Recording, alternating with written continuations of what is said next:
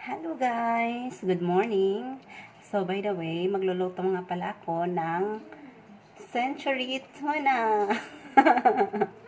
Century tuna na may mushroom. Ito po yung pinakapananghalian ko tsaka almusal. Kasi nga 'di ba naka home quarantine tayo. So kailangan nating magtipid-tipid muna. So anyway guys, pasensya na po kayo sa mukha ko kasi nga 'di ba nasa bahay lang ako. Tapos hindi talaga ako nagme-makeup pag nasa loob ng bahay.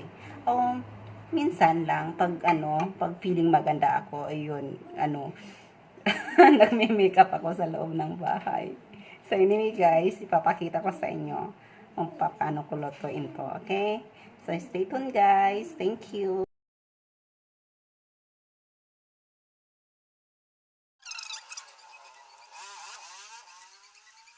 Hello guys! Ito na po yung mushroom. Yay! Tsaka yung mga iba pa natin mga ingredients. Tapos, itlog. And century tuna, of course. At saka guys, as you can see, kunti na lang yung sauce. Kasi tinapon ko yung sauce kasi sobrang dami.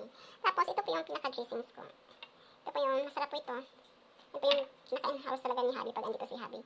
Tsaka ito yung olives. Tingnan nyo guys, kunti na lang. Sobrang sarap nito. Tsaka itong chili pepper. So anyway guys, stay tuned!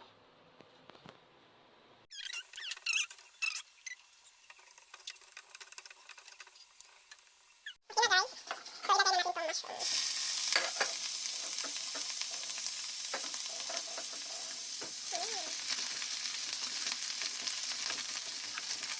Sobrang sarap. Tapos, yan.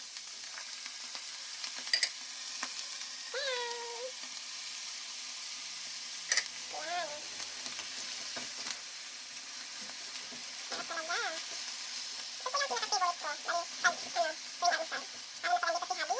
Naku, gabi yun. Naano yung mahilig siya sa tuna. Eh, kasi naman po hindi siya kumakain ng mga karne. Mga seafood lang sa kanya.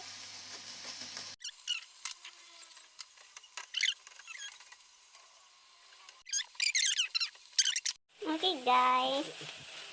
Luto na po yung tuna natin na may mushroom with eggs.